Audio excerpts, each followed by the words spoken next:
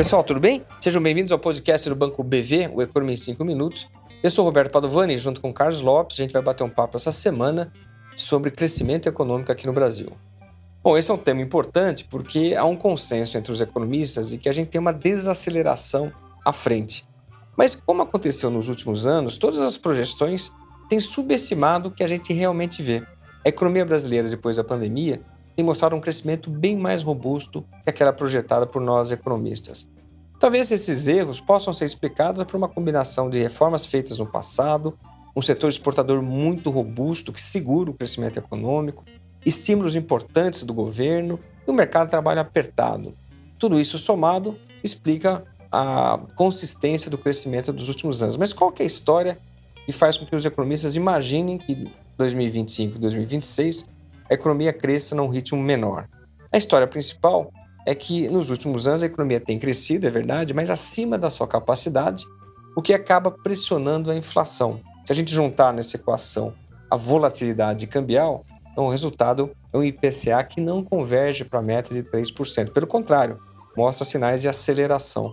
Para responder a esse quadro, o Banco Central sobe os juros, encarece o crédito, reduz com isso o consumo e acaba fazendo com que a economia desacelere.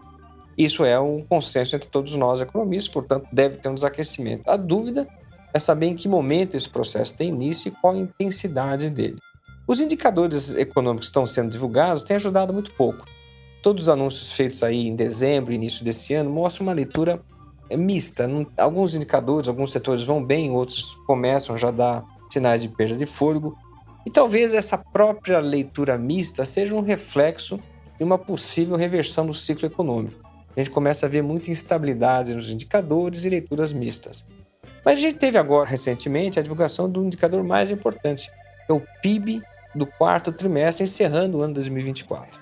E aí a gente tem leituras boas e negativas. Mas quem vai explicar para a gente o que o PIB trouxe de informação é o Carlos. Carlão, conta a história aí. As notícias boas vindas dessa divulgação do PIB ficam por conta do resultado do ano.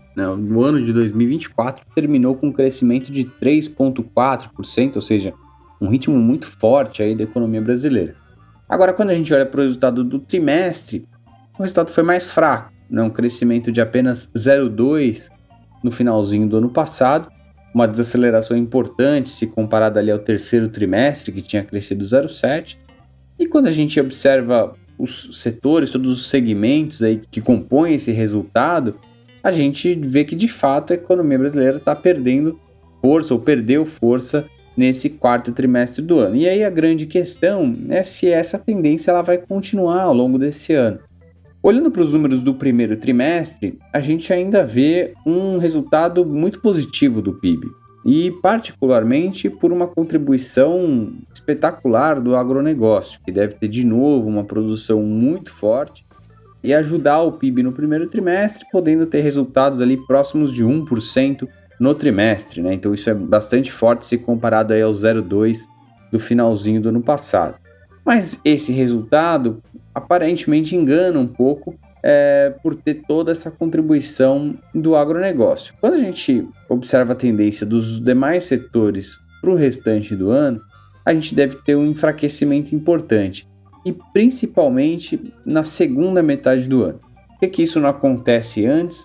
Porque nessa primeira metade, além da ajuda do agronegócio, que vai muito bem, teve uma safra recorde, a gente deve ter ainda uma ajuda muito importante do mercado de trabalho, que segue com condições muito favoráveis de criação de emprego, de renda, e ainda uma contribuição importante de programas sociais e da poupança que as famílias acumularam ao longo dos últimos trimestres. Utilizando os dados do PIB do quarto trimestre, divulgado recentemente, a gente vê que a poupança das famílias ainda segue num nível elevado, ou seja, você tem ainda um espaço, um colchão, uma gordura para queimar em termos de consumo das famílias nos primeiros trimestres desse ano. Então, por mais que a gente tenha já alguns setores sofrendo o efeito dos juros altos, uma economia que vem perdendo força, a gente ainda tem motores importantes para sustentar o crescimento, ao menos nessa primeira metade do ano, para então na segunda metade a gente sentir os efeitos com mais intensidade dessa desaceleração econômica que a gente tem esperado. Tá certo, pessoal? Obrigado por mais esse episódio. Até semana que vem. Um abraço.